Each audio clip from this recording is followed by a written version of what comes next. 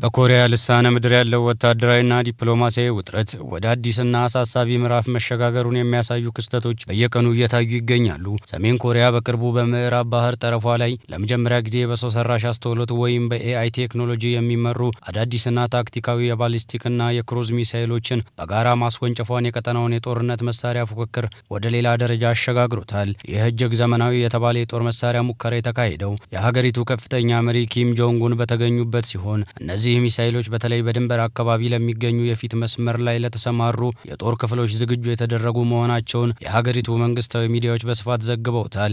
የሰሜን ኮሪያ መንግስት ባለስልጣናት እንደገለጹት አዲሶቹ መሳሪያዎች የኢላማ መቺነት ብቃታቸው እጅግ ከፍተኛ ከመሆኑም በላይ የጠላትን የራዳር መከላከያ ሰባብረው የመግባት ልዩ አቅም አላቸው ነው የተባለው። ይህ በኮሪያ ልሳነ ምድር የተከሰተው አዲስ ክስተት በምዕራባውያን ወታደራዊ ተንታኞችና በደቡብ ኮሪያ መከላከያ ሚኒስቴር ዘንድ ከፍተኛ ድንጋጤንና ስጋትን የፈጠረ ሲሆን ለዚህም ዋነኛ ምክንያት ሰሜን ኮሪያ ለመጀመሪያ ጊዜ በክሩዝ ሚሳይሎቿ ላይ የኤአይ ቴክኖሎጂ መጠቀም መጀመሯ ነው። ሮይተርስና ስካን ኒውስ የወታደራዊ ባለሙያን ትንተና ዋቢ አድርገው እንደዘገቡት ይህ ቴክኖሎጂ ሚሳይሉን የመጨረሻ የኢላማ መቺነት ምዕራፍ ወይም ተርሚናል ፌዝ ላይ ሲደርስ መሬት ላይ ያሉ ምስሎችንና የመሬት አቀማመጥን በራሱ እያነበበ እንዲጓዝ ያስችላል። በዚህም ምክንያት የአሜሪካና የደቡብ ኮሪያ ጥንካሬ ያላቸው እንደ ታድና ፓትሪዮን ያሉ የጸረ ሚሳይል መከላከያ ጋሻዎችን ትኩረት በመከፋፈልና በአንድ ጊዜ በማጨናነቅ ሙሉ በሙሉ ለማምከን ያስችላል ተብሎም ይታመናል። ከተተኮሱት መሳሪያዎች መካከል አጫጭር ርቀት ተኳሽ ሚሳይሎች፣ ለጦር ሜዳ ውጊያ የሚሆኑ አነስተኛ የኒኩሌር አቅም ያላቸው አረሮችን ለመሸከም ተስማሚ ሆነው መዘጋጀታቸውና እስከ 100 ኪሎ ሜትር ርቀት ድረስ የመምታት አቅም እንዳላቸው መነገሩ ስጋቱን ይበልጥ አክርሮታል። ይህ ርቀት በቀጥታ የደቡብ ኮሪያ የፖለቲካና የኢኮኖሚ እምብርት የሆነችውን ዋና ከተማ ሴኡልና በዙሪያው ያሉ የድንበር አካባቢዎች ሙሉ በሙሉ በሰሜን ኮሪያ የጦር ቀጠና ውስጥ የሚከት በመሆኑም የሴኡል መንግስት በቀጥታ ለማስፈራራት የተደረገ ስልታዊ እርምጃ ተደርጎም ተወስዷል። ለዚህም አስፈሪ ወታደራዊ ትዕይንት ምላሽ ለመስጠት አሜሪካ፣ ደቡብ ኮሪያና ጃፓን ወታደራዊ ዝግጁነታቸው ወደ ከፍተኛ ደረጃ ያሸጋገሩም ሲሆን የመከላከያ መረጃዎችን በጋራ ፍጥነት የመለዋወጥ ስራዎችን ሰከንድ ሳይጠብቁ በቀጥታ ማከናወን ጀምረዋል። በቅርብ ወደ ስልጣን የመጡት አዲሱ የደቡብ ኮሪያ ፕሬዝዳንት ሊ ጄሚያንግ ሀገራቸው ወታደራዊ ዝግጁነቷን እንድታጠናክርና የድሮን አቅሟን በከፍተኛ ሁኔታ እንድታሳድግ ትዕዛዝን አስተላልፈዋል። ምንም እንኳን ፕሬዝዳንት ሊ ጄሚያንግ ከቀደሙት መሪዎች በተለየ ዲፕሎማሲና የውይይት መስመር የሚደግፉ የፖለቲካ ሰው ቢሆኑም አሁን ያለው የሰሜን ኮሪያ ትንኮሳ ግን ሀገሪቷ ራሷን እንድትከላከል አስገድዷታል። የአሜሪካ ኢንዶ ፓሲፊክ ወታደራዊ እዝ ባወጣው ይፋዊ መግለጫ ይህ የሰሜን ኮሪያ የሚሳኤል ሙከራ በአሜሪካ ወታደሮች ወይም በአጋሮቿ ላይ የደቀነው አፋጣኝ ወይም ቀጥተኛ አደጋ የለም ቢልም ዋሽንግተን ለቀጠናው አጋሮቿ የገባቸው የጸጥታ የመከላከል ዋስትና በጽኑ እንደምትጠብቅም ማስታውቃለች። ለዚህም ማረጋገጫ ይሆን ዘንድ አሜሪካ የኒኩሌር አቅም ያላቸውን ባህር ሰርጓጅ መርከቦች፣ የረጅም ርቀት ቦምብ ጣይ አውሮፕላኖችና ኤፍ-22 የጦር አውሮፕላኖችን ወደ ደቡብ ኮሪያ በመላክ የጋራ ወታደራዊ ልምምድ ለማድረግ መዘጋጀቷም ተገልጿል። የአሜሪካ የስለላ ድርጅት ከደቡብ ኮሪያና ከጃፓን ወታደራዊ ባለስልጣናት ጋር በመሆን ሚሳኤሎቹ ከተተኮሱበት የመጀመሪያ ሰከንድ ጀምሮ በሳተላይት ሲከታተሏቸው የነበረም ሲሆን በአሁኑ ወቅትም የቴክኖሎጂ ዝርዝራቸውን በጋራ እየወጡም ይገኛሉ። የኮሪያ ልሳነ ምድር ውጥረት አሁን ላለበት አደገኛ ደረጃ መድረስ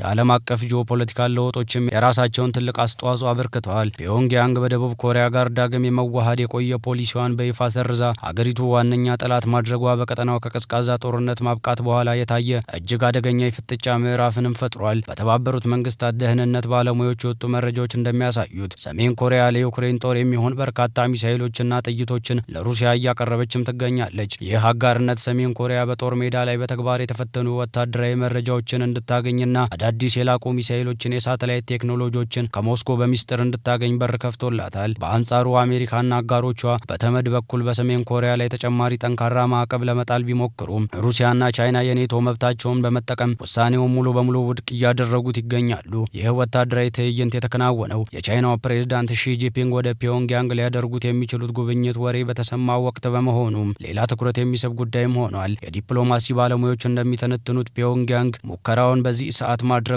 ሀገሪቱ ከቤጂንግ ጋር ያላትን ወዳጅነት ምንም ይሁን ምን የራሷን የጦር መሳሪያ ማዘመኛ መርሃ ግብር በማንም ዲፕሎማሲ ተጽዕኖ ሳትገደብ እንደምትቀጥል ለቻይናም ሆነ ለዓለም ለማሳየት የፈለገችበት መንገድም ይመስላል እየተባለ ይገኛል። የሰሜን ኮሪያ ስጋት የደቡብ ኮሪያ ዋና ከተማ ሴኡልን በቀጥታ የጦር ቀጠና ውስጥ ስላስገባት አሁን ላይ በደቡብ ኮሪያ ፖለቲከኞችና በህዝቡ ዘንድ አዲስ የውስጥ ክርክር እየተቀጣጠለም ይገኛል። ሀገሪቱ ሁልጊዜ በአሜሪካ የኒኩሌር ጋሻና ጥበቃ ላይ ብቻ ሳትደገፍ የራሷን የኒኩሌር ጦር መሳሪያ መስራት አለባት የሚለው የውስጥ ግፊትና ክርክር ከምን ጊዜውም በላይ እየጠነከረ መጥቷል። በአሁኑ ወቅት በአካባቢው ያለው የጦር መሳሪያ ፉክክርና የኃይል ሚዛኑን የመጠበቅ ፍላጎት ቀጠናውን በማንኛውም ሰዓት ወደ ከፍተኛ ግጭት ሊያመራ እንደሚችል የዓለም አቀፍ ደህንነት ተንታኞች ስጋታቸውን እየገለጹም ይገኛሉ። ይህ ተለዋዋጭ የቀጠናው የኃይል ሚዛን ይበልጥ አሳሳቢ የሚያደርገው ጉዳይ የሰሜን ኮሪያ የወታደራዊ ስትራቴጂ ሽግግር ከቀላል የትንኮሳ ፖሊሲ ወጥቶ ወደ ተደራጀ ሁለንተናዊ የጂኦፖለቲካል መላመድ መሸጋገሩ ነው። ፒዮንግያንግ የኤአይ ቴክኖሎጂ በጦር መሳሪያዎች ላይ ማካተቷ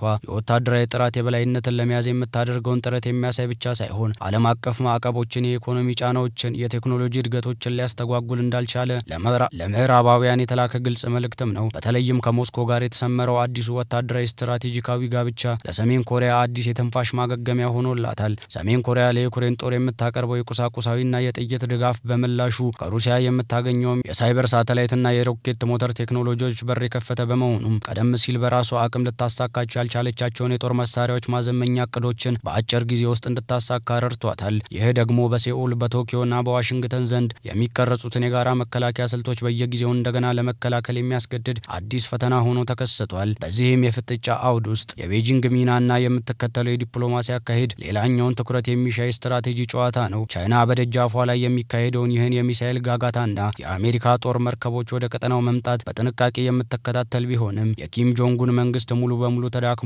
በአካባቢው የአሜሪካ ተጽዕኖ እንዲያይል አትፈልግም። በዚህም ምክንያት ቻይና ከተባበሩት መንግስታት ድርጅት የሚሰነዘረውን አዳዲስና ጠንካራ ማዕቀቦች በቪቶ መብቷ ስታስጠል ብትቆይም የሰሜን ኮሪያ ከልክ ያለፈ የጦር መሳሪያ ማሳየትና የኤአይ ቴክኖሎጂ ሽኩቻ ቀጠናውን ወደማይፈለግ ቀውስ እንዳያመራም ትሰጋለች። የፕሬዝዳንት ሺ ጂንፒንግ ወደ ፒዮንግያንግ ሊያደርጉት የሚችሉት ጉብኝት ወሬ በተሰማ ዋዜማ ላይ ይህ የኤአይ ሚሳኤል ሙከራ መደረጉ ሰሜን ኮሪያ ለቤጂንግ የደህንነት ጥላ ስር ሙሉ በሙሉ የማትንበረከክና የራሷን ብሔራዊ ጥቅሞችና ወታደራዊ አቅም በራሷ መንገድ እንደምትወስን ያሳየችበት ዲፕሎማሲያዊ ብልሃትም ተደርጎ ይወሰዳል። ይህ ክስተት ቻይና በቀጠናው ላይ ያላትን ተጽዕኖ የመደራደር አቅም የሚፈትን አዲስ የጂኦፖለቲካል ገጽታም ሆኗል። በመጨረሻም ይህ አጠቃላይ ቀውስ በደቡብ ኮሪያ የረጅም ጊዜ የደህንነት እቅድ ላይ እያመጣ ያለው የፖለቲካ ንቃተ ህሊና ለውጡን በቀጣዩ ዘመን የቀጠናውን ሰላም የሚወስን ትልቅ ጉዳይ አድርጎታል። የደቡብ ኮሪያ ህዝብና ፖለቲከኞች አሜሪካ ለሀገራቸው የዘረጋችለትን የኒኩሌር መከላከያ ጃንጥላ አስተማማኝነት በጥርጣሬ መመልከት የጀመሩት የሰሜን ኮሪያ ሚሳኤሎች የአሜሪካን እምብርት ጭምር መምታት የሚችሉበት ደረጃ ላይ መድረሳቸውን ተከትሎ ነው። ዋሽንግተን የራሷን ከተሞች ለሰሜን ኮሪያ የኒኩሌር አደጋ አጋልጣ በመስጠት ሴኡልን ትከላከላለች ወይ የሚለው ጥያቄ በሀገሪቱ የውስጥ ፖለቲካ ውስጥ ትልቅ ቦታን እየያዘ መጥቷል። ይህ ስጋት አዲሱን ፕሬዝዳንት ሊ ጄሚያንግን ጨምሮ በርካታ የሴኡል ባለስልጣናትን ምንም እንኳን ከሰሜን ጋር ሰላማዊ ውይይት ቢሹም በቴክኖሎጂ ረገድ ግን ወደ ኋላ እንዳይሉና የራሳቸውን የጦር መሳሪያ የማምረት አቅም እንዲገነቡ የውስጥ ግፊት እያደረገባቸውም ይገኛል። በዚህም ምክንያት የኮሪያ ልሳነ ምድር የኃይል ሚዛን ስምምነቶች በሚደረጉባቸው የዲፕሎማሲ ጠረጴዛዎች ላይ ሳይሆን በሁለቱም ሀገራት የሳይንስ ላቦራቶሪዎችና የኤአይ ቴክኖሎጂዎች የፈጠራ ውድድሮች ላይ እየተወሰነ መጥቷል።